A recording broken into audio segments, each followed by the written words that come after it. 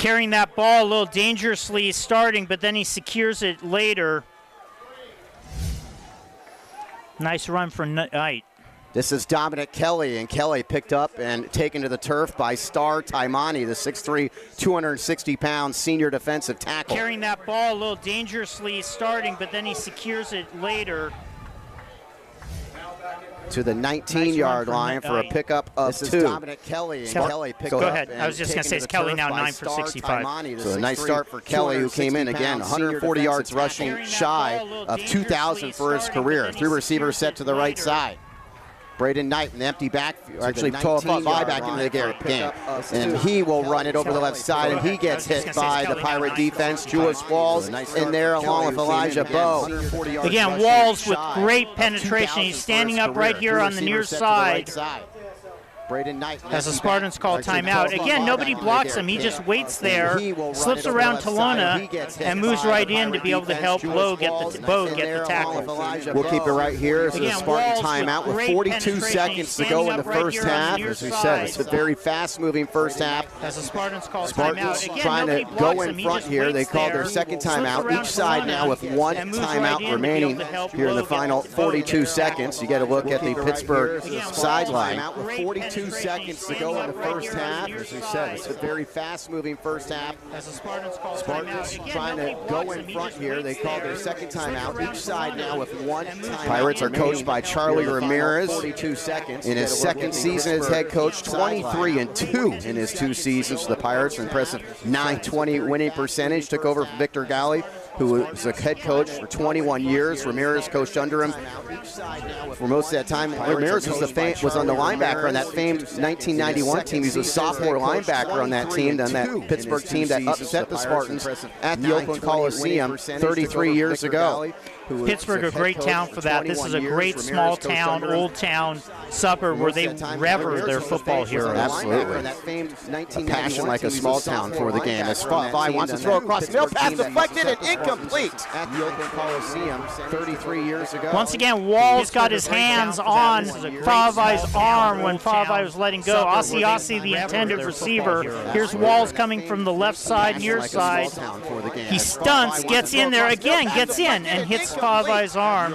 That's tipped also by Pritchard. Once again, and Asiasi can't come down. So Asiasi unable to get to it after that ball was wobbling towards him. It's 4th and 9, and it looks like Justin Yorubari, who connected from 32 yards out on the first possession of the game, is going to have a field goal attempt here that's going to be a little further. It's going to be from 37 yards out. Unable to get to it after that ball was wobbling 37 near hash. 4th and 9, and it looks like Justin Lawrence, the holder for De La Salle. Reed Lawrence, Lucas Platzbecker, the long snapper. The hold is down. The kick is up. It is going to be a little further. It's going to be from 37. No, what we did is it looked like they were putting their arms. They're signaling timeout back there.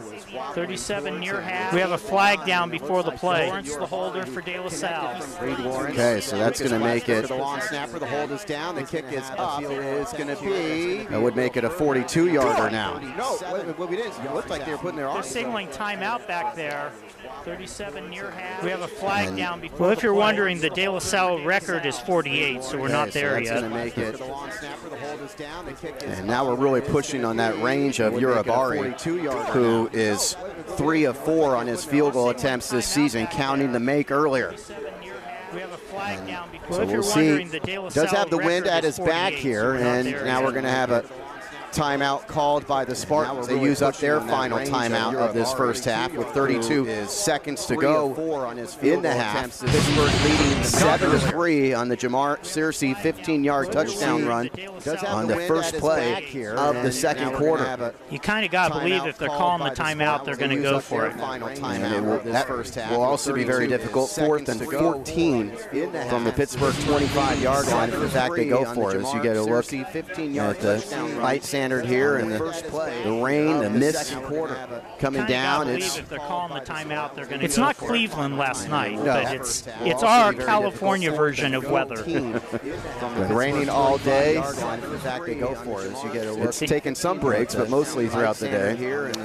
They put 4 seconds back on the clock. Coming down. It's not Cleveland last night. So 36 seconds to go in the half, and it looks like Yorubari is going to stay stay out there. Interesting. I wonder. I mean, they kicked a successful try, so it's not. Oh, they didn't have 10 guys out there beside the kicker. So I'm not sure what the issue was. So 36 again out of the Lawrence hole in the half, and now Pittsburgh's going to use up a timeout. Their final timeout of the first half. Now that's weird. If you're trying to ice them, I never agree with the icing anyway. But you got 36 seconds here. You got one of the best offenses in Northern California. You're going to waste the last timeout just on a little voodoo with the kicker when you got an offense that can go down the field and score. The first half. Now that's weird. If you're trying to ice if he them, missed the kick, they would have about 30 seconds and a timeout to get down the field. And obviously now without the timeout as they huddle it up, it's Pittsburgh, a team that is ranked 8th in the state by Cal High Sports, 9th by Scorebook Live. Spartans ranked 5th in the state by both those publications. Spartans ranked 15th nationally by USA Today, 22nd by Scorebook Live, and 23rd in the country by Max Press. Again, they have not been beaten in the NCS since Pitt did it in 1991. De La Salle going for their 32nd consecutive North Coast Section Championship. And now it's looking like the Spartans are going for it after all that. Yep. It was all chicanery to get Pittsburgh to use the final timeout. Nope, now they aren't. What is going on out there? And late coming off is fate. So here we go from the near hash. 42-yard attempt for Justin Yoribari to pull the Spartans within one. High snap, hold is down. The kick is not going to make it. Going to be well short into the end zone, and Pittsburgh will take over with 31 seconds to go in the half. I don't believe it was hit. I think he just shanked it. And is this enough time for Pittsburgh to do something? No timeouts remaining. They start at their own 20-yard line. High school rules, if you're not familiar, it's always a touchback on a field goal that gets to the end zone as opposed to spot of the field goal kick in the NFL. Yeah, difference of 12 yards in that case. Through receivers to the left side of Alcantara from their own 20-yard line. And he's going to hand the football off, and it's a big hole for Searcy. Searcy makes a man miss the 30, hurdles over Jefferson past the 40, and is taken down at the 45-yard line. The clock will stop temporarily to move the chains. There's also a penalty marker in the Spartan secondary here. Well, we'll have to see what the flag is. Normally, Pittsburgh would have to spike this off the line. Flag on the near side.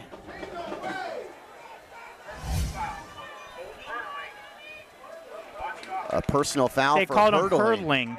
Wow. So that is still illegal in high school, just to point that out.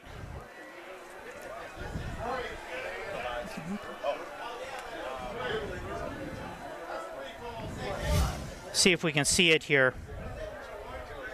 So he went over Jefferson on when he jumped over him here. Yeah.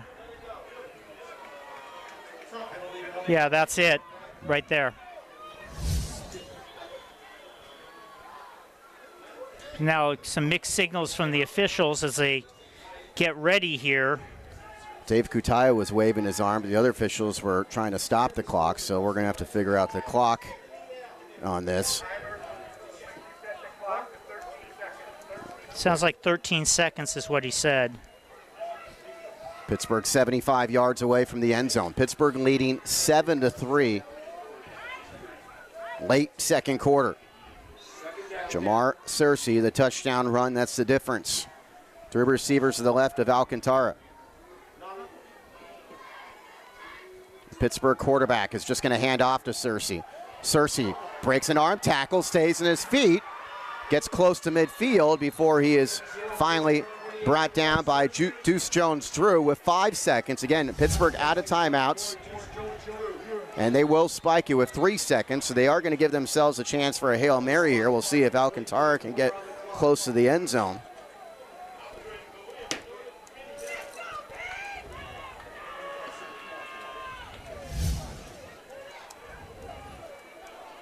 De La Salle opened the game with an 8-minute, 54-second possession, settled for a field goal. Pittsburgh answered with a 66-yard drive to score the touchdown. The only in this game, 7-3. with 3 seconds to go in the first half. Spartans in a standard defense because, of course, you're worried about a run, but nobody in the backfield with Alcantara. Empty set. He heaves it up into the air. This one is going to go well out of bounds on the far side of the field, and that will take us into halftime. Pittsburgh, the last North Coast section team to defeat De La Salle back in 1991. They lead De La Salle 7-3 at the halftime break. We'll take a timeout. You're watching the NFHS Network. This is the NCS Open Division Championship game.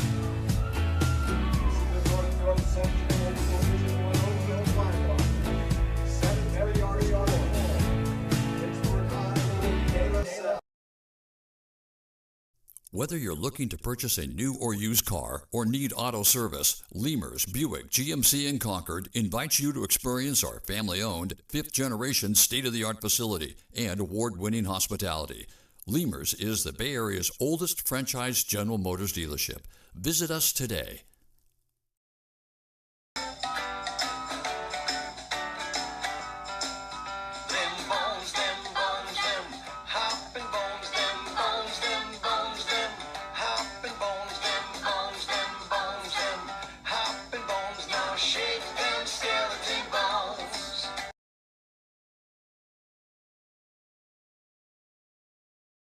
Mortgage solutions designed for the Bay Area and beyond. NewFi is a national mortgage lender owned and operated by a DLS alumnus. Learn more by visiting us at newfi.com today. Go Spartans! The business world moves fast. Armanino equips you to embrace change with confidence and agility, propelling you forward with 360-degree business insights and technology to crush the status quo. Armanino, possible redefined. You wouldn't put somebody in a baseball game if they don't know how to throw, right? So why do we put kids in a car before they know how to drive? We want to teach them that foundational skill of how to drive that vehicle, how to understand everything that's going on around them, and what they need to be paying attention to before they get out on the road. So we're all about a safe start and building better, safer drivers.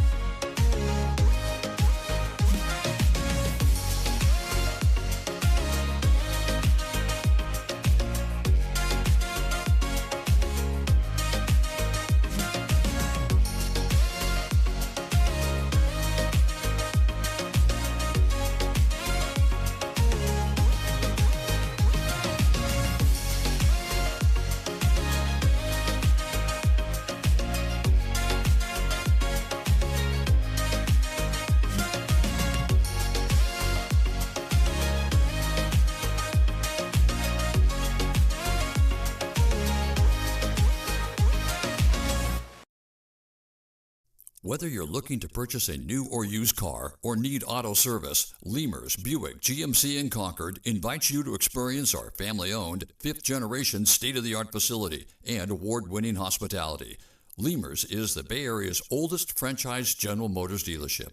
Visit us today.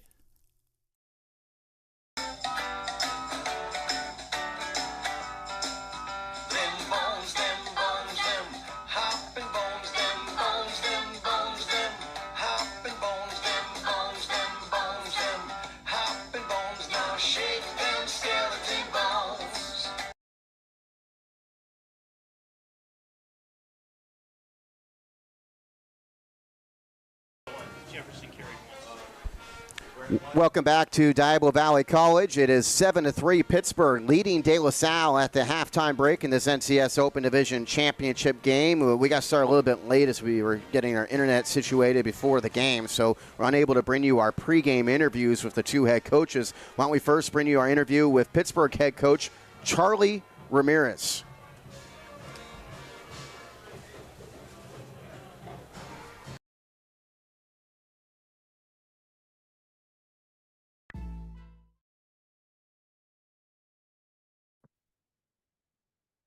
Welcome back to the NCS Open Division Championship pregame show as De La Salle takes on Pittsburgh, and we're welcoming Pittsburgh head coach Charlie Ramirez. And Coach, thanks so much for joining us. And of course, it's been well documented. The last time De La Salle lost an NCS game was your team 33 years ago when you were a linebacker on that squad. I'm sure you're probably, you love talking about it, at the same time, almost kind of sick of talking about it. But I just was going to ask, just get it out of the way in terms of, you certainly know that team well. You were on that team. It was a terrific team, really good Pittsburgh and a really good De La Salle team. Obviously, guys that went on to have great NFL careers and so forth and went on to college and so forth. But what can you say anything as far as your team this year? I mean, is there any maybe similarities to the 1991 Pittsburgh team you guys had? Actually, there's quite a bit of similarities. I mean, that was a senior heavy team. I was a sophomore on that team, but the senior leadership was remarkable, and then just the amount of seniors that we had, and having one of the best quarterbacks probably in school history at that time was Chris Shipe, and he was a senior and he was an elite player, and at that time, being a 6-foot quarterback, that was everybody had to be 6'4" at every position back in 1991. So to go to college, at least. So it's like with Marley, being an undersized quarterback, but also being elite. And in my opinion, I think he's, the best overall quarterback we've had at the school since Chris Shipe.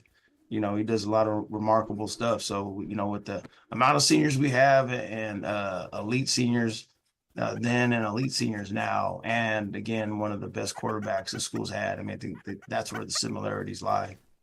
What else can you tell us about Marley Alcantara? Obviously, he's having a tremendous year. I mean, 32 touchdowns, 2,100 yards, no interceptions. I mean, that speaks for itself right there. Also, it can be a threat to run the football. What about him as far as how his teammates respond to him, the type of leader he is, but some of the intangibles that he brings to you? I mean, he's been trying to be, not trying, but he's been, asserting himself as one of the leaders since his sophomore year, even behind Jaden Rashada, and that in itself was a testament to Marley to be able to be the backup behind such an elite quarterback like Jaden and a highly touted quarterback, and to learn from him and learn from Coach Shipe all these years. All his teammates have fed off of it ever since then. So now coming into his senior year, I mean, everybody has been leaning on him as far as his teammates go. And, he helps drive the locker room. He helps drive the weight room, especially. And, he holds guys accountable, and it shows when we get on the field. And it's been really special, these first 2 years as a head coach for me to have somebody like that, leading everybody, if you will. Obviously, looks like there could be rain throughout the day. Of course, I think I remember rain at the Oakland Coliseum many years ago as well. Yeah, I remember that. What about as far as your passing game? Because I know you guys have a terrific passing game with Marley throwing the ball, excellent receivers as well. Is there any worry that the rain could affect that at all? I mean, it can a little. I mean, one of the things that we had in 2022 was we played in a monsoon against Manteca that year again, so we have some experience, playing in that type of game. And one of the things we found out is like, yeah, it can impact the, throwing the ball, but, it's just as much of an impact, whether it's De La Salle under center or with us in the shotgun, that quarterback center exchange is where it's going to probably play a bigger role than anything else. As long as we can get that going, everything else will pretty much take care of itself. What about how you feel about your guys' defense? You guys have a number of shutouts this year. I mean, really good on that side of the ball, really talented players. Of course, Jaden Hudson, one of the main guys at safety. How do you feel as far as you guys defensively and what you guys need to do to win this game tonight on that side of the ball? I mean, like every other time, anytime anybody plays De La Salle, it's you have to execute at a high level. They don't leave a lot of room for error on their end. I mean, not that they don't leave a lot of room for error, but like they don't make a lot of mistakes, so you have to be able to execute at a high level. So that's really what we've been focusing on. When you have the talent, at the end of the day, talent really isn't the X factor when you're playing against a team that is so efficient and executes at such a high level. It helps, obviously, for sure. It helps having a Etienne Pritchard and Jamar Searcy and Jaden Hudson and Juju Walls and Bradley Ruffin and all these guys. But, if they're not executing at a high level, none of that matters. And that's one of the great things that Justin and Ladd did over all these years when they had a bunch of great players and even Coach Galley on our end and Coach Pardee. And, just all those championship teams have been able to do that. And I think we're doing that now, so it's going to be a great test tonight. So I'm looking forward to it. You guys, how about your special teams? Of course, De La Salle's got a dangerous return guy in Jaden Jefferson. What about you guys? How you guys have had good special teams throughout the year to get to this point and be 10-1? How do you feel about your guys in that phase? I mean, we've been doing really good as far as, especially that was one of my primary focuses taking over is, I wanted to make sure that we're going to have an elite special teams. And, Coach Robert Hubbard, he's taken over the special teams and he's done a fantastic job. Whether it's especially on the kickoff coverage, last year we had a guy that could put it in the end zone almost every time and Jesus Luamaya, but this year we don't. We got a guy that can get it to the 5 to the 10, but we're doing just a good job of covering. So it's, let's say when you have those elite rush, there's a top-notch returners like De La Salle does. You have to be able to get down. You got to be able to run. But more importantly, you got to be able to tackle. So we've been doing that good so far. So hopefully we can keep it going tonight. All right, Charlie Ramirez, Pittsburgh head coach, doing a great job at Pittsburgh, 23-2 in his 2 seasons as head coach at Pitt. Looking forward to this game tonight, the Spartans and Pirates. You're watching the NCS Open Division Championship pregame show here on the NFHS Network. And that was Pittsburgh head coach Charlie Ramirez. Now we'll see if we can fit in the pregame, the original interview we did with Spartan head coach Justin Allenbaugh. Welcome back to the NCS Open Division pregame show here on the NFHS Network as we speak with Spartans head coach Justin Allenbaugh and coach, rainy day, expect to be a rainy night at DVC tonight as you guys return to DVC, first time in 11 years. You're at Diablo Valley College. It's football weather, obviously, but obviously it can affect the game and so forth. I mean, anything in particular you guys tell the guys in terms of just as far as taking care of the ball and so forth, and for the rain that we're going to have? Yeah, we practiced with a wet ball this week. We just kind of wet them down. We've had some rain in practice the last couple of weeks, so ultimately it's just we're always preaching ball security, and we're always making sure that we're trying to take care of the football. I think we only have one fumble last week. I think it was our first fumble that we lost the entire year, which is something that's good. And we're bringing a lot of footballs, a lot of towels, a lot of dry bags. Just trying to keep things as dry as possible. Ultimately, both us and Pitt are playing in the same weather. So I mean, it's people ask me about it all the time. I'm like, both teams are playing I could understand if someone was coming from a completely different climate, like when we went out and played in Florida with the humidity and things like that. Yeah, that type of thing has an impact on it. But I mean, Pitt's 20 minutes away from where we are. They play in the same weather. They have the same thing. So, it's going to be a net zero in that regard. With the wind, it's probably going to be a lot harder to throw the ball. In depending on how that wind's coming in. I gotta see how that wind's coming when we get over there to DVC. That'll have an impact on throwing the ball. The wetness normally doesn't matter because the ball gets pretty dry when you rotate them through, but the wind could have an impact on the throwing for both teams. And of course, Pittsburgh and De La Salle never duck anybody. You guys play the toughest schedules you guys can in terms of for preparation to this point. Of course, when you have league games and so forth, a lot of times the really tough portion of the schedule is kind of earlier in the year, and that goes for Pitt as well. I mean, is there a type of, adjustment, a game speed for you guys and for maybe Pittsburgh as far as the opponent you guys are facing tonight is no disrespect. So you guys have been facing winning teams here, good teams, good playoff teams the last month or so, but it's definitely a grade up from what you guys have been facing here the last month plus. No, there's no doubt about it. I mean, Pitt's the best team that we played this year. So yeah, and I think it's going to be on both sides. I think it's that those first couple plays, there's going to be a lot of speed and there's going to be a lot of physicality out on that field and on both sides. And I think it's going to be a wake up for everybody that's walking onto that field. I think it's going to be a immediate wake up and be like, all right, this one's going to be more physical. This one's going to be faster. And we talked to our kids about that. And ultimately, we tried to emulate that in practice as much as we could. We had Maya Talona blocking Matthew Johnson.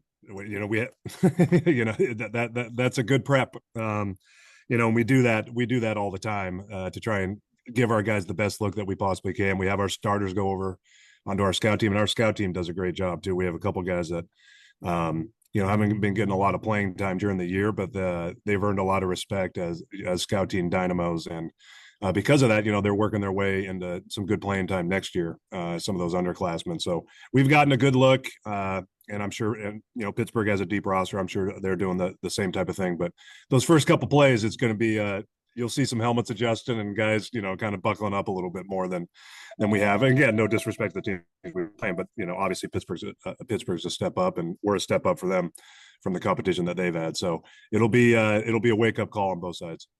And you mentioned Talona. You got him and D'Artez back this week, which is great because you're going to go up against a terrific offense. Marley Alcantara is a really good quarterback, has terrific numbers. They got a good short passing game as well. As far as defending them, is it? Of course, sure you're going to be okay at different points giving up, certain short passes as long as you make the tackle right away, and But as far as what is the best way for you guys to defend them? I'm clearly a pass rush is going to be really, really helpful. But what do you think as far as you guys need to do on that side of the ball? We got to collapse the offensive line. That's there because they have two really good running backs, and they run the ball and they throw the ball, and they're really effective at both. We got to collapse the pocket. We got to collapse their offensive line. That's essentially what we got to do. That'll take care of the run game, and that'll put some pressure onto the quarterback. We got to have eyes on him, obviously, because a lot of his throws are kind of off script, so to speak. He scrambles around. He reminds me a lot of Saramone's quarterback, Luke Baker, last year. He extends plays. He's very athletic. He's got a great arm. But he does a lot of things kind of off schedule, and that's hard to defend against. It's hard to defend against athleticism and a kid making a great play. So the biggest thing is we can't let him extend plays like that. We got to make him one dimensional. We can't let them run the ball effectively, and we got to keep him in the pocket. If he has to stay in the pocket, then we'll be in good shape. Because ultimately you can't let him just run around or chill in the pocket with all the speed that they have. We have really good team speed too, but you can only defend for so long with the team speed that they have. You gotta make it difficult on their quarterback. And I imagine maybe it's tough to prepare for as well for someone like that. I'm wondering if you were maybe playing some scout team quarterback this week.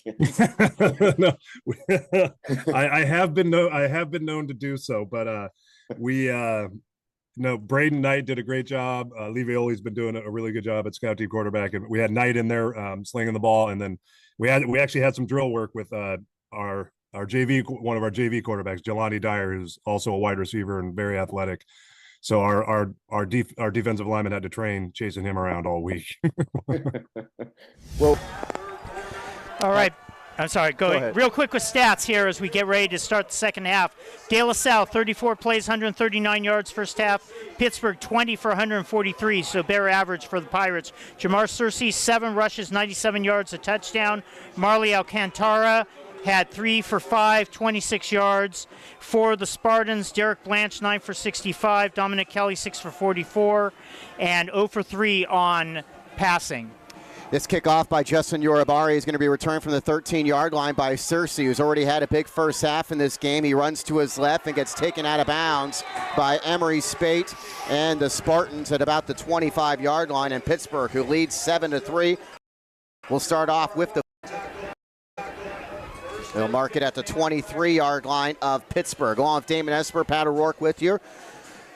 Directors Tim Banks, cameraman Mark Williams. NCS Open Division Championship game. Marley Alcantara, the Pittsburgh quarterback, with 2 receivers each side. Searcy to his right.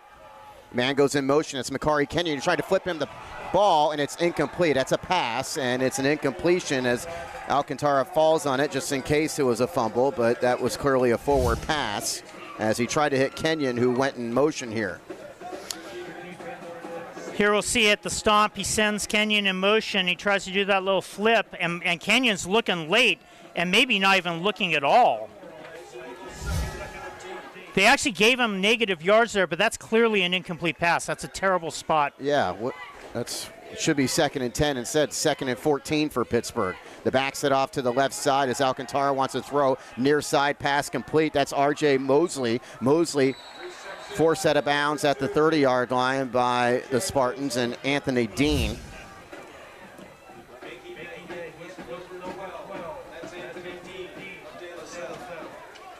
Pickup of 12 on the play. And it's 3rd and 2 for the Pirates to start this second half, the first possession of the second half. 2 receivers each side of Alcantara as he looks over towards his sideline. Pirates leading 7-3 on Jamar Searcy's 15-yard touchdown run in the first play of the second quarter. He fakes the handoff. He rolls to his right, sets up a short pass. That's caught. Makari Kenyon. Kenyon's got the first down as he goes out of bounds on the Pittsburgh sideline.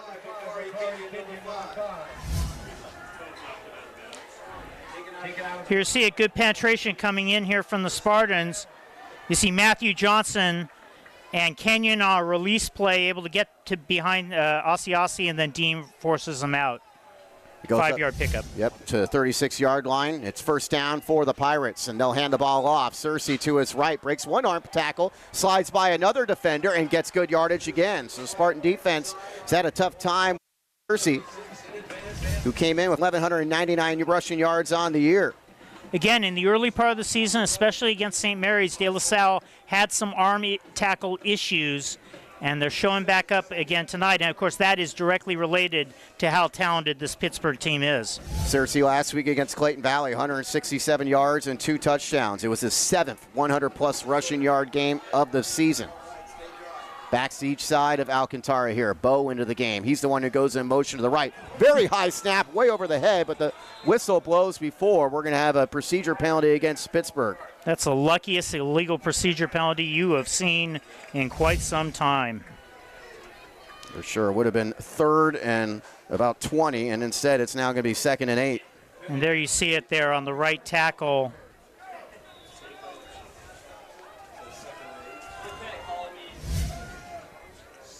That's Lela Asapai. 6'3", 250-pound senior in this offensive line, which averages 284 pounds a man. Both backs into the game to each side of Alcantara. Again, Bo goes in motion to the right. This time a better snap. Give a pitch to Searcy. Searcy turns it up over the right side and takes it to the 46-yard line. Dean, Asiasi all in the area on the stop. Asiasi just grabbed him by the back of the jersey and held on, pulled him down. You'll see it here. Here's the pitch. Asiasi, good penetration. Searcy tries to stiff arm him, but Asiasi grabs a hold of that number 28. 3rd down and 4 from the 42. They've already converted 1 third down this possession. The rain continues to steadily fall here at Diablo Valley College. 3 receivers, Alcantara's left. Catches eye snap, hands off Searcy again. Searcy again taking tacklers with them and picks up the first down. Nico Baumgartner makes a stop. Another kind of high snap here. Alcantara, good job handling it. And then Searcy takes the handoff, gets in through the hole at right tackle. Baumgartner's touching him behind the first down marker, but Searcy able to pull him forward. Pickup of 6 yards. Bo into the game as the running back. Pittsburgh has held the ball for almost 4 minutes here to start the second half. Fake it to Bo. Alcantara keeps himself. He slides down as he crosses midfield. Baumgartner the closest to him. Pickup of 5. After a really kind of funky start to this drive, Pittsburgh kind of getting it together now.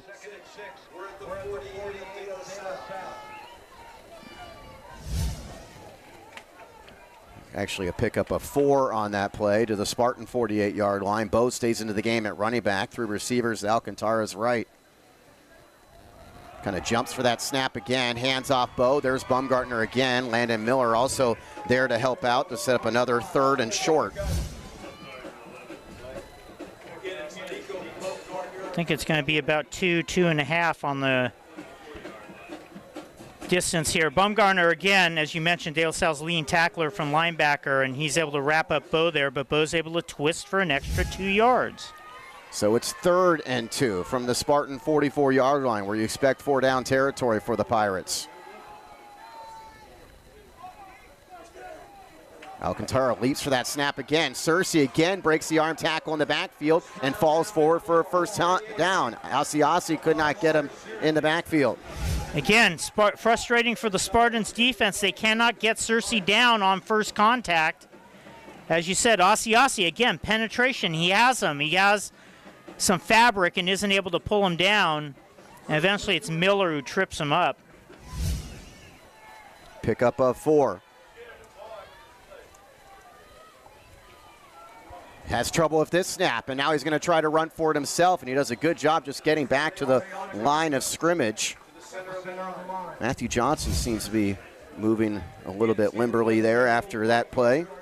So there have been snap issues all on this drive here as number 54, Siupele Langi, keeps on sending it a little bit high to Alcantara. Langi, big center, 315 pounds. He goes 6'2".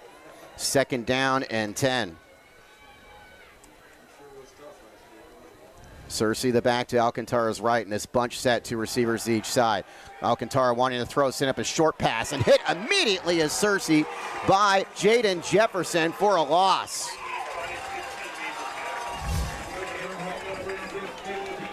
Well, Jefferson sniffed that out. He's giving space at the line exactly for this reason, but he's spying Searcy, and when he sees he's the receiver, he has a good head start there. Nice low tackle, wraps him up. That's a loss of 3 yards. 3rd down and 13 for the Pirates from the Spartan 43. Bo back into the game and replaces Searcy. 2 good running backs in this Pittsburgh team. Alcantara throwing here on 3rd and long. He's going to step up and run for it. He's got a lot of room in front of him. He's going to get inside to 30 and slide down for a Pirate 1st down. That Trey Turner slide, and he's got a big run there. Of course, the Spartans selling out on the pass on that play, and you can't sell out on the pass with Alcantara back there. He's too dangerous throwing the ball and running the ball. To the 28-yard line, pickup of 15. You heard that interview with De La Salle coach Justin Allenbaugh that we played at halftime, talking about Alcantara a little bit, compared him as a runner a little bit to Luke Baker, who had a big running game against the Spartans last year in the regular season, but was limited in the Open Championship game last year against De La Salle. Alcantara's had some nice runs in this game, and he's throwing here. He's got man-to-man coverage up the left side, and the pass is incomplete as he was looking for R.J. Mosley. Mosley leading the Pirates with 33 catches on the year. He's their big receiver. He goes 6'4", and could not quite haul this one in. You're kind of wondering when they were going to try a deep shot. Haven't thrown a lot of them tonight. That might have been the first one, really, except when they were down by the end zone earlier. They've got 2nd down and 10 now from the Spartan 28. Ball on the near hash. Searcy into the game at running back. 3 receivers to the left with Mosley, the wide man, to the left.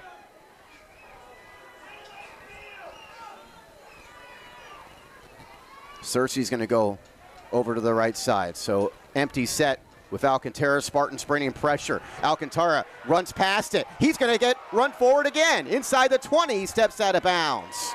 The Spartans could not get to him in the backfield. That was Landon Miller coming through. Yeah, so when the De La Salle pressures, it's from the linebackers. They haven't done much of it tonight, but they've been struggling so much that they decided to send Miller, and Alcantara just too elusive.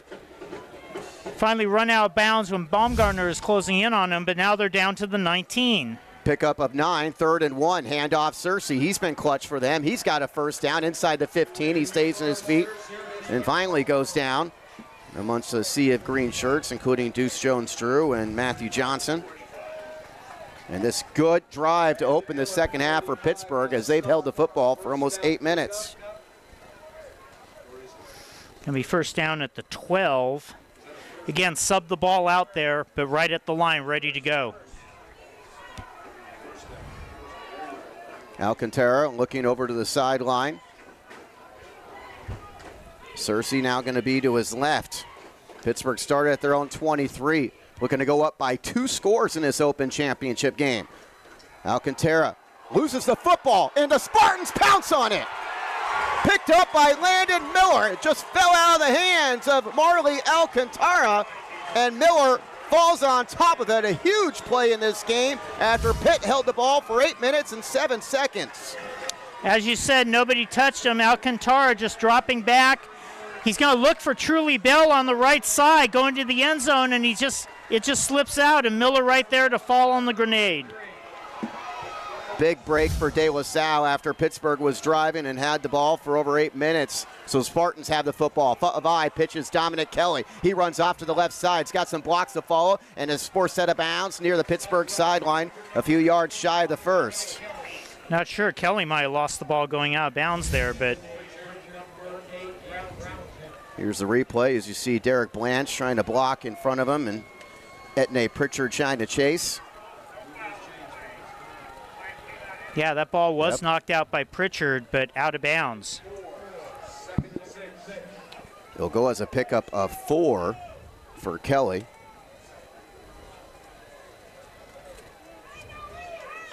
Well, if Damon Esper, Pat O'Rourke with you.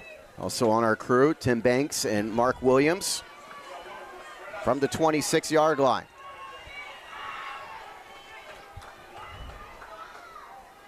Dominic Kelly and Derek Blanche in the backfield. The Spartans lose the football, and Pittsburgh has it. The Spartans give it right back, and it's picked up by the Pirates, and Julius Walls, the UCLA commit. So it's a fumble on the snap. I don't think Favai got it from Platzbecker. And yeah, it's on the ground immediately. And Walls falls on it.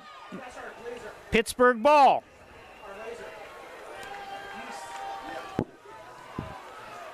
And they have this set of downs beginning at the Spartan 25-yard line. So Pirate football, another opportunity to go up by 2 scores. Hand the ball off to Searcy, runs up the middle of the line, and the Spartans this time are able to bring him down. Nico Bumgartner again on the tackle. Loss of 1 on the play. So the worm turns, and then the worm turns back. You feel like the Pirates have to score again. It doesn't seem likely they're going to be able to win this 7-3, but so far their defense playing outstanding. Elijah Bowe into the game as the running back with Alcantara. And the quarterback is throwing across the middle, setting up a short pass that is complete by Makari Kenyon. Pickup of 5.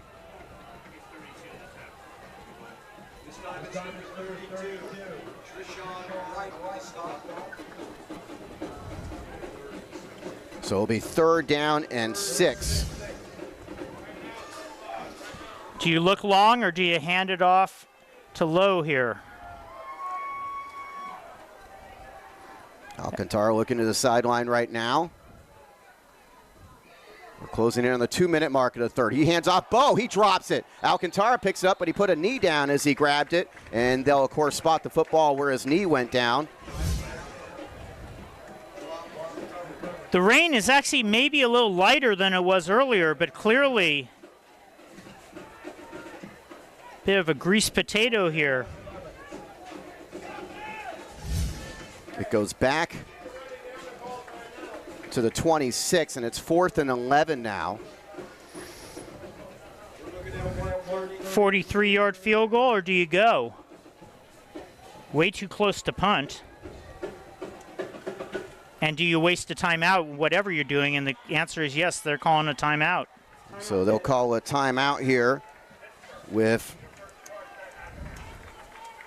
1:25 to go in the third quarter, and Pittsburgh leading by a score of 7-3. Their kicker, Brian Capatillo, is 1 of 1 on field goals in their stats this year, and that was from 39 yards out. This, as you said, would be a 43-yarder.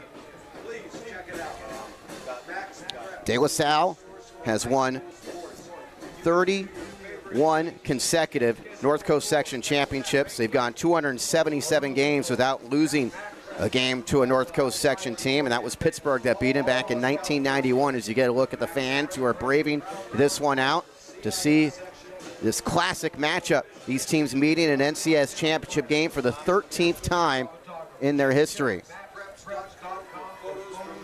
Braden Knight was warming up on the sidelines during that timeout, so don't know if that was just him throwing the ball or if he's going to get his next series.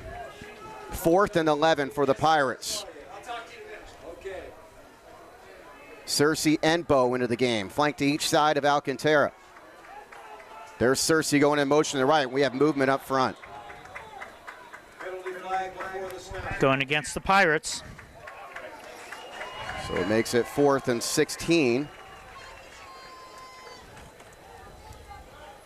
No coach likes to really go for it too much on 4th and 16, but you're kind of in no man's land here. You've got to pretty much. You have to. I mean, like, you know, even if you just throw a 12-yard pass, you know, at least you're putting them inside the 20. Yes.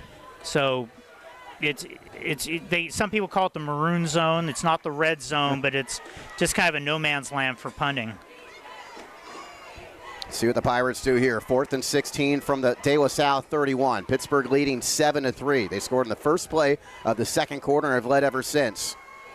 And this bunch set. Alcantara dropping back, has some time here, looking upfield, and this pass is going to be incomplete. That was almost a spectacular catch by Kenyon. I don't think it was enough for the first down. I think it would have been a yard shy. But just a fabulous effort by him. Look at this. Jefferson's in pretty good coverage, but slips off. Actually grabbed him a little bit on the arm, and Kenyon almost pulls it in. So the Spartans take over at their own 31-yard line. They've had just 2 offensive plays in the second half. Fumbled last time they had it in the bad exchange between center and quarterback. And it's Fa'avai handing the football off. Putting his head down is Dominic Kelly, and Kelly picks up about 7.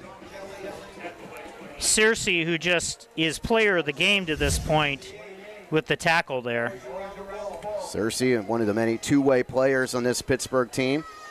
Very senior-laden team, as you heard Coach Ramirez talk about in the interview. We played at halftime. Split backs, Fa'avai hands off, and the ball comes loose again, and it's Pittsburgh football. Blanche could not hold on to it, and the Pirates got it. My goodness. All right, that's Etne Pritchard who comes up with it, and again, it's a handoff. And just like on Pittsburgh's last series, Blanche not able to hold on to it, and Pritchard just falls on it right there. And they take over at the De La Salle 41, and they can take this possession into the fourth quarter as we have 49 seconds still to play in the third. If they can hold on to it that long. Spartans have ran 4 plays on offense in the second half, 2 fumbles. Blanche never had that one, as Fa'avai tried to hand off to his senior teammate. Through receivers to the left side, it's Searcy on the run. Searcy runs up the gut and has got nowhere to go. He does a good job fighting for yards. Eventually Miller brings him down. It'll actually be a pickup of 2. Again, Searcy there just does not stop.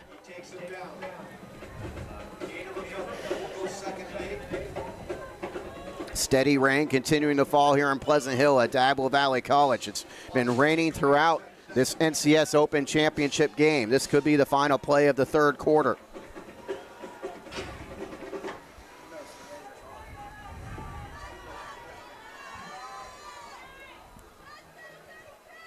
Pittsburgh quarterback Alcantara hands off Elijah Bowe. He runs up the gut, and the Spartan defense collapses quickly.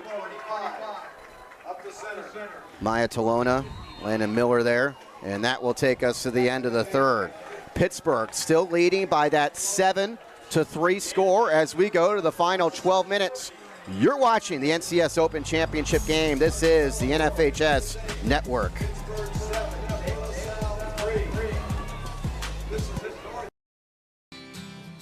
It's our 21 awards from the American Heart Association. And some from our best patients too. It's the shot to boost his immunity. It's the dinosaur stickers. It's being voted best place to have a baby. It's the option to have Dr. Chin or a nurse midwife by my side. And knowing our family will be cared for, no matter who we are or who we love.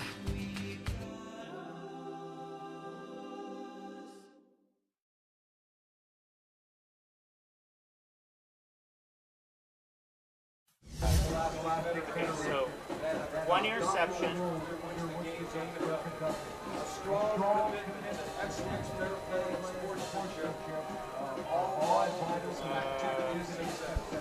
Still 7-3 Pirates. It's been that way since Jamar Searcy's 15-yard touchdown run on 4th and 1 to open up the second quarter.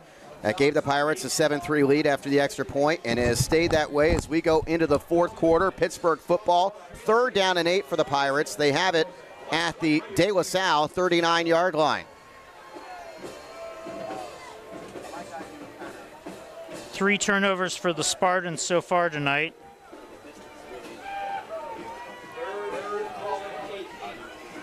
Spartans, a team that had just 2 turnovers in their first 5 games, but has had 6 here in the last 6 games. Or 2 in their first 6 and 6 in the last 5 games, as the Pirates will fake the handoff. Alcantara wants to throw upfield. He's got a man. His pass complete at the 20, trying to tiptoe along the sideline, and finally going out of bounds was Kenny Ward, the freshman, on that catch. Wow, nice little dance there. He gets to the 10-yard line, 29-yard pickup, and we'll see the replay. How is he staying in bounds for 10 yards here? Yeah, Nicholas thinks he's going to be out there, but look at him just traipsing down that sideline. Beautiful play. Tremendous, talented freshman as Alcantara hands off Searcy. Searcy over the left side, and Nico Baumgartner shoots in and brings him down.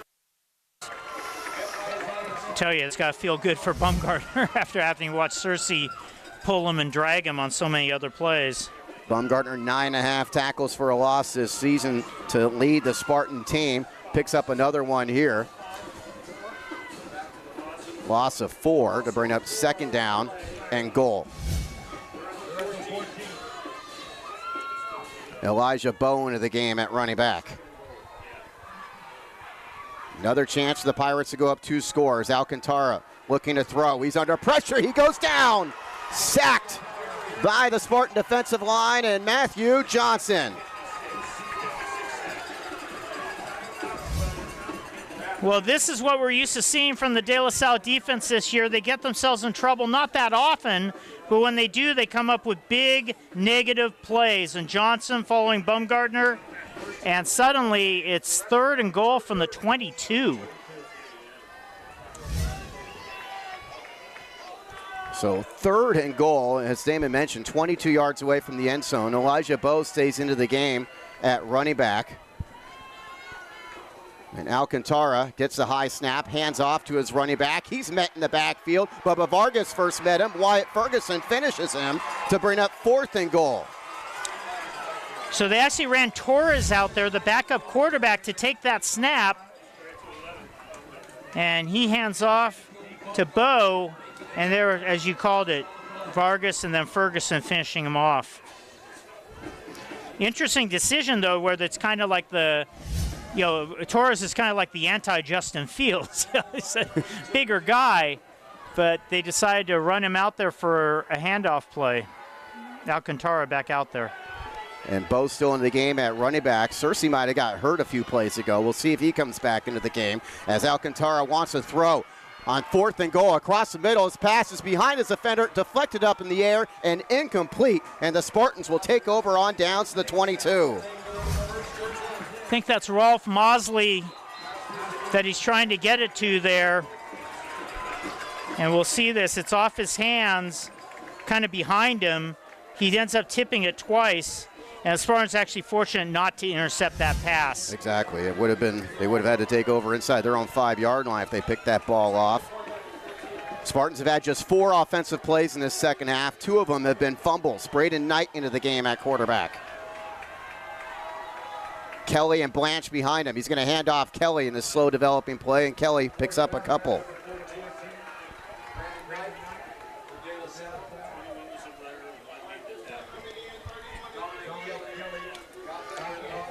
Got 3 yards there. Kelly now 9 for 58.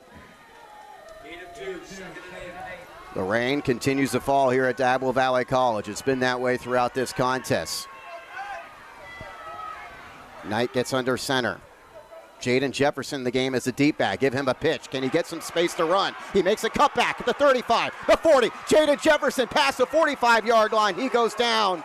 Finally taken down by the Pirates, Josh Rodriguez. Well, they love using Jefferson out of the backfield. In fact, he's had more carries and catches this year. Gets into a little bit of traffic, and that's a big deal there. It allowed Feta Toafano to catch up to him. Pickup of 23 for a guy who averages 11.6. Here's a big carry over the left side for Kelly. Kelly inside the 40-yard line. He's taken down out of bounds by Jaden Hudson. Move the chains again for the Spartan offense. And all night long held to just 3 points. Spartans offense suddenly finding a gear here as they get to the 36. 3 runs, 42 yards on this possession. They go from there 22 to the Pittsburgh 36. 4 receivers set for Braden Knight. Derek Blanche, the lone back behind him. The junior quarterback under center. Hands the football off. Blanche, nowhere to go. He does fall forward for a couple of yards. He was first met in the backfield by Pritchard, but it's Osana Saga who brings him down.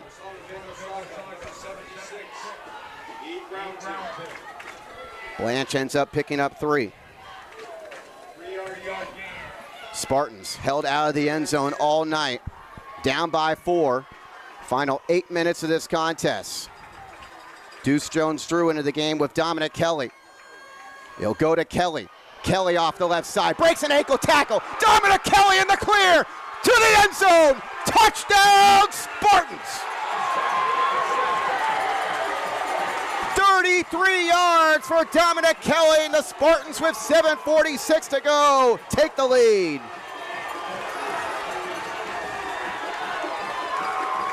All game long, you're wondering when this De La Salle offense is finally going to get it together. And this was that drive as the Spartans marched down the field.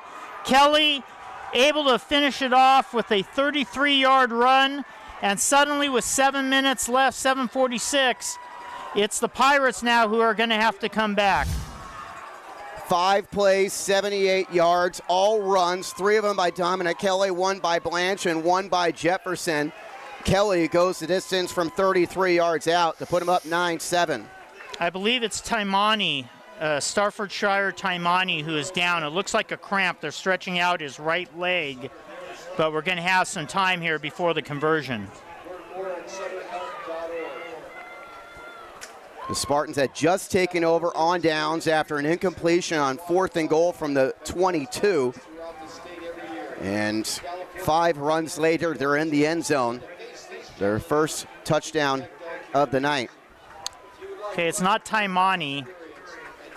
Apologize for giving you a wrong number there, but it's a little bit obscured.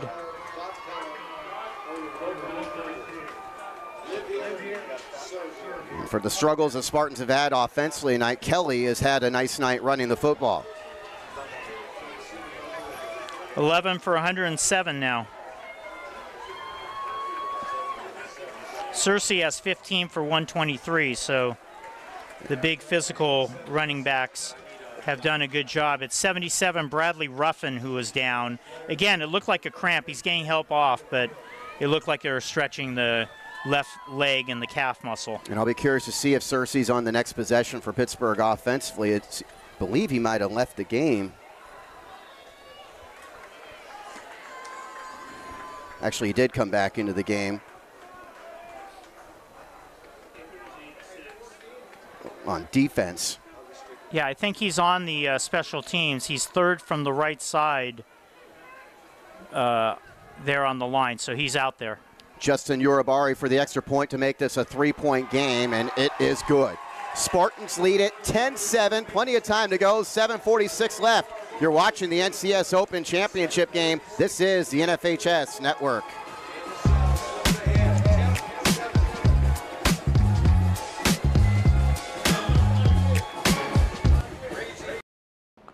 You wouldn't put somebody in a baseball game if they don't know how to throw, right? So why do we put kids in a car before they know how to drive? We want to teach them that foundational skill of how to drive that vehicle, how to understand everything that's going on around them, and what they need to be paying attention to before they get out on the road. So we're all about a safe start and building better, safer drivers.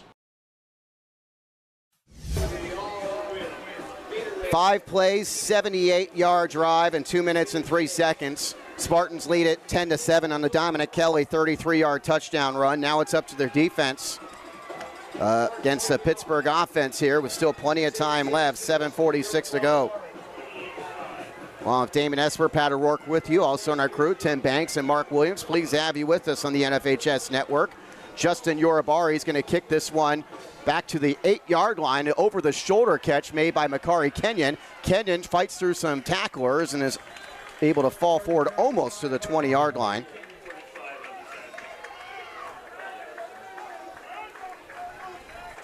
We'll mark it right at that 20-yard line. So here's the Pittsburgh offense, averaging 45.4 points per game this season, 419.5 yards per game. Each offense has sputtered a little bit tonight. Of course, the conditions have had something to do with that. We'll see what Pittsburgh can do here.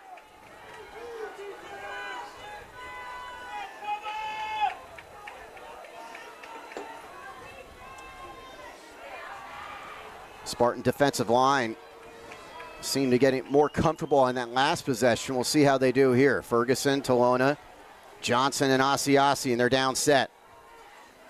Man goes in motion. That's Cersei to the left side. They're going to throw him the football. Low pass. He makes a good catch, turns it up the sideline, and is forced out of bounds by Baumgartner and the Spartans. Cersei very active as a receiver, also out of the backfield.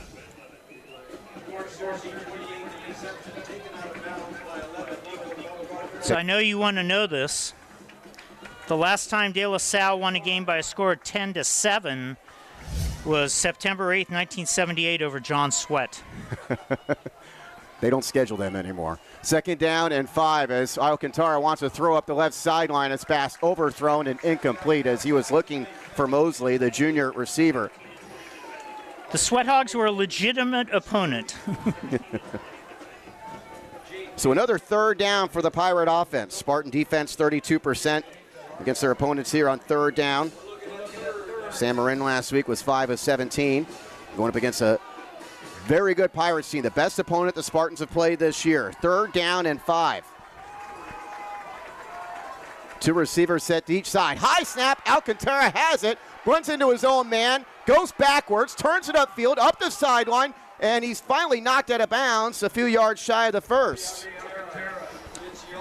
Well, the issues continue there on the snaps, and again, this is both teams struggling here. Lange, the center for Pittsburgh, has been high several times, and just a terrific job by Alcantara to get there, finally forced out of bounds. Yeah, that could have been much, much worse. There is an injured Pirates player over on the far sideline by the down marker. It looks like it's marked at the 26. So 4th and 4 is what it would be here for the right, Pirates. If that's correct with the stick.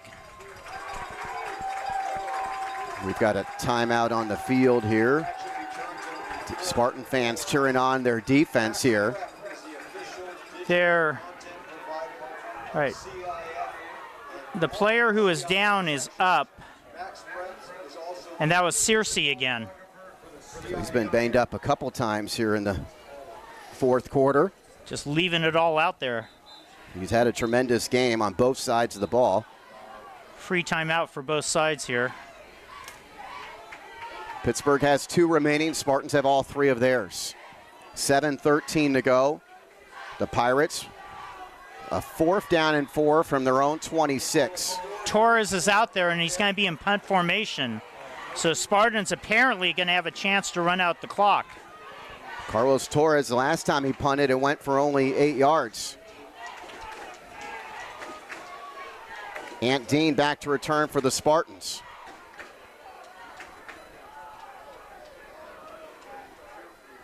Torres catches the snap, punts it away. Much better here over the head of Dean. A really good punt for Torres. Dean should not try to pick that ball up. Looked like he was for a moment. It ends up rolling inside the Spartan 25-yard line and will end up being a 49-yard punt.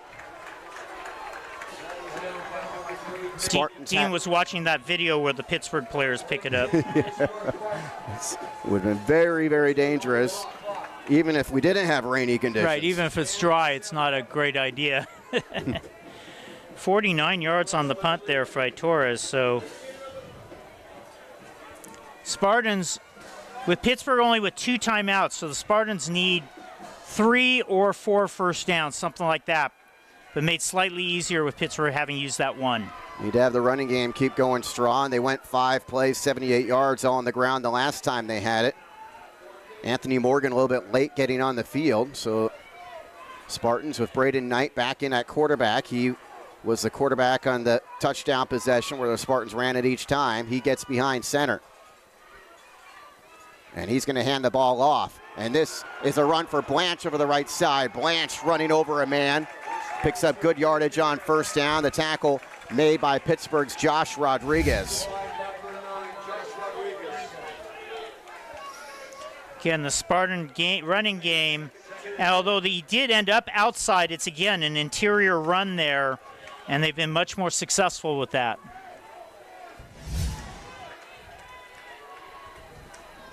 Braden Knight again behind center with Blanche and Kelly behind him. This time it's Kelly. Kelly has the first down. We've seen the Spartans so many times over the years was this NCS unbeaten streak where they've been able to run the ball and run out the clock on opponents, and we'll see if they can do so again tonight on Pittsburgh. Still have over 6 minutes to go. They haven't even been stalling that much so far. Pickup of 5 there for Kelly. Deuce Jones drew into the game with Kelly. Hands off Kelly. He's met in the backfield. He does lunge forward to get back to the line of scrimmage. He was first hit by the defensive end, Tofeono. So Feta Tofeono here, great penetration.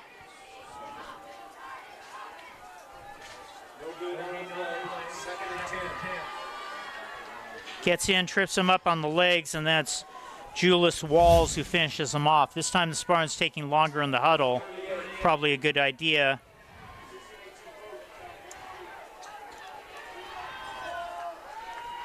.520. Two tight ends over the right side. They run over that side, and it's a big gainer for Kelly again. He's inside Pittsburgh territory. It's taken 3 Pirates to finally bring him down all the way inside the Pittsburgh 40.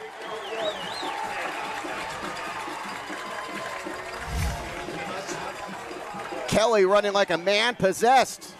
Dominic Kelly, the power runner, as we always say here.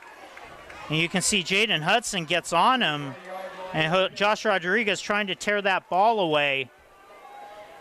But a 22-yard run there.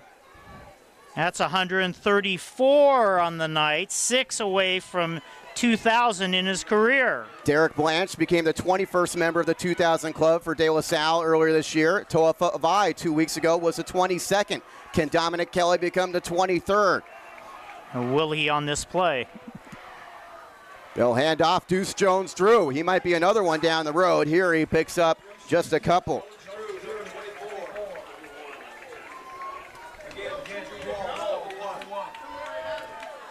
Pickup of 2. Again, the Spartans aren't necessarily wanting to score. They, of course, would love to go up 17-7, but 4:15 and counting here. They're thinking in terms, as we said, they've gotten 2 first downs. If they get 2 more, this game's almost over. Spartans have not thrown the ball here in this second half. They were down 7-3, now up 10-7 as we go inside 4 minutes to go. 2nd down and 8.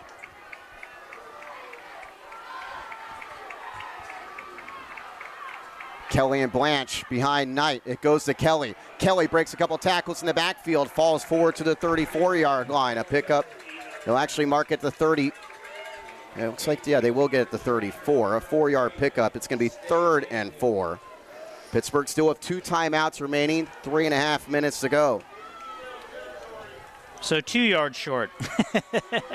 So we draw it out here, 3:25 and rolling. Knight going all the way over to the sideline to get the play call here. Asking what run are we going to call here? Jaden Nicholas with the answer.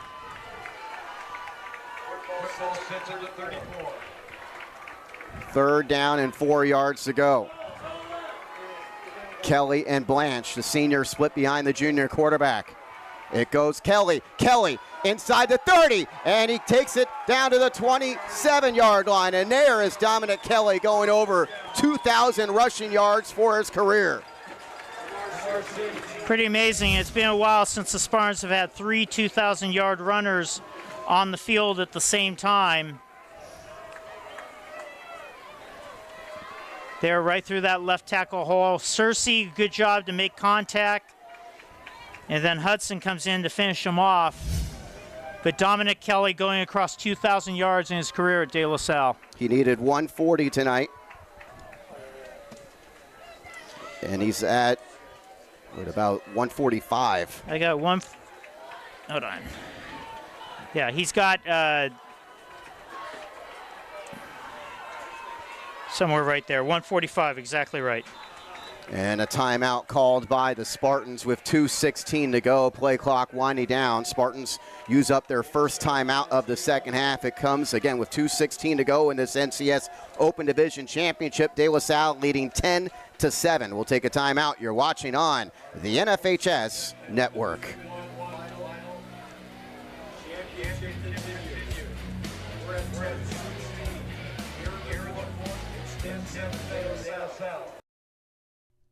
SPM Properties Incorporated, based in Walnut Creek, California, has managed commercial and residential properties in the Bay Area for 30 years.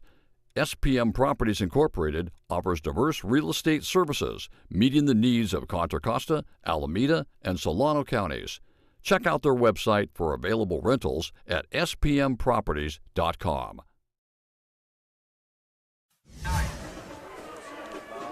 Along with Damon Esper, Pat O'Rourke with you. We're at Diablo Valley College in Pleasant Hill. De La Salle leading Pittsburgh 10-7, 2:16 to go.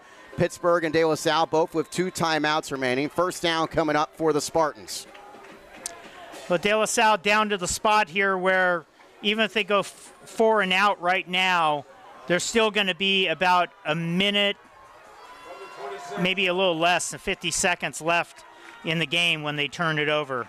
One first down ends it. Kelly and Blanche, it's Kelly again. Kelly, a big hole. Kelly on his feet inside the 15, all the way down to the 10. He is wearing out this Pittsburgh defense, which has played so well most of the night. And what a game. 17 for 162 now. Kind of the underrated guy a little bit in the De La Salle backfield. I think we all kind of maybe more attention is paid to Blanche most of the time, but Kelly has super career. Announced himself on the scene a couple years ago with the 200-yard game against Amador Valley when the starters were out, and just a solid running back and a touchdown machine this year. Just really, really solid running back for the Spartans. Yeah, he's got 16 touchdowns on the year, counting that 33-yard scamper that put the Spartans in front. He's a guy that's going to be playing Division I football. Only question is where. He's got offers from Nevada and San Jose State right now. I would think more offers will keep rolling in for the strong back who keeps getting stronger as the game goes on and getting stronger as his season goes on for this Spartan team. Gonna have to take a yard away from him. He's at the 11, so only 161. Pickup of 16, and it means it's not first and goal. First and 10 for the Spartans from the 11-yard line. Pittsburgh using up a timeout there. They now have 1 remaining. Spartans trying to run this clock out after trailing most of the game.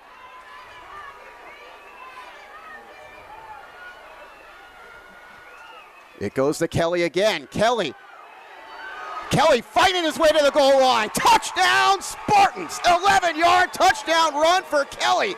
His second of the game. And the Spartans up by 2 scores at 16-7. Well, it's Dominic's night, really.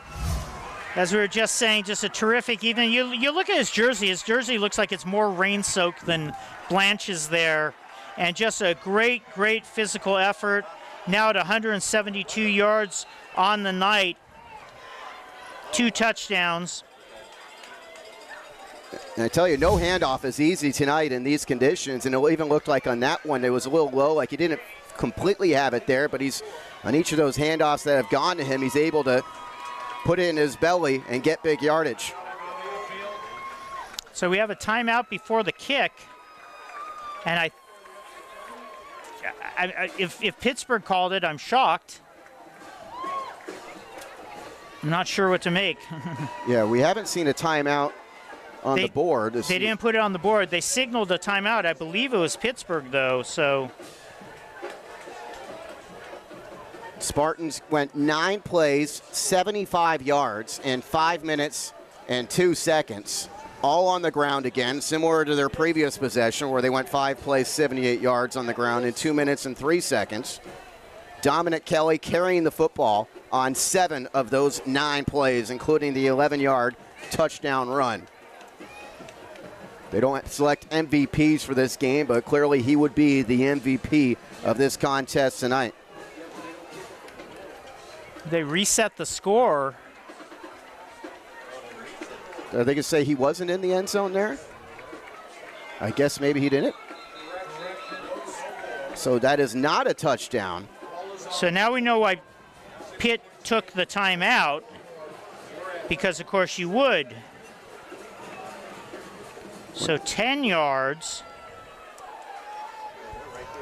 So take away the touchdown run, but it goes as 10 yards, but this is even gives De La Salle a better chance to run out the clock here. Yeah, they could kneel 3 times and it wouldn't score. Now, of course, yeah, they're looking like they're kneeling.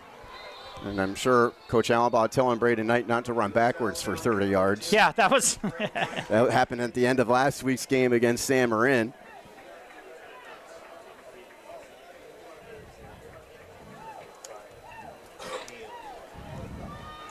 And Braden Knight, the quarterback, hasn't had to do much here. He's basically just handing off. But in these conditions, with the fumbles we've seen tonight and the exchanges and so forth, I mean, that's he hasn't made a mistake, which is the big thing for the Spartans. The big reason why they're winning this game is they, after fumbling it on their first 2 possessions because of bad exchanges, he's come in and everything's been cleaned. That's right. They brought him in after Favai had 2 exchanges that did not work. And, like you normally wouldn't see a starting quarterback pulled out, but they give Knight a lot of, a couple series every week. So they obviously have confidence in him to some extent and clearly decide he was the rain man tonight. He will be the starting quarterback next season as he kneels on it again to make it 3rd down for the Spartans. One more kneel down needed for Braden Knight and the Spartans, and they can win this NCS Open Championship game. It would be the 32nd consecutive time in the 39th NCS title in school history. Of course, you need a good exchange here. Yeah, just got no Pisarcik action here. And Knight does kneel on it. And that will do it. The Spartans sideline celebrates after trailing a good portion of the night. They win it by the final score of 10-7 for their 32nd consecutive NCS title, the 39th all-time in school history, and their unbeaten streak against NCS opponents goes to 278 games. All the credit in the world to Pittsburgh as they put up a valiant effort and fight, as Pittsburgh always does. It's the Spartans who come out on top by just the 3 points. Yeah, and honestly, you think of all these NCS championships they've won by big scores. And they had a little bit of a struggle last year against San Ramon Valley, 17-7. That one ends up 10-7. These, I don't know what's more meaningful than another, but there's something about actually having to put your blood and guts out on the field to pull out a victory. And this is just different than winning one 35-0. Yeah, when things aren't going well, how do you respond? And the Spartans, things weren't going well through a lot of the night, even in the second half here, where they've able to take the lead and they shut out Pittsburgh in the second half, fumbling it on 2 of their first 4 offensive plays of the second half.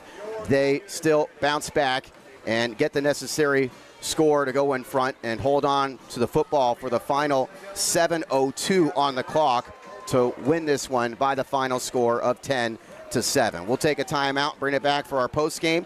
You're watching the NCS Open Division Championship game. This is the NFHS Network.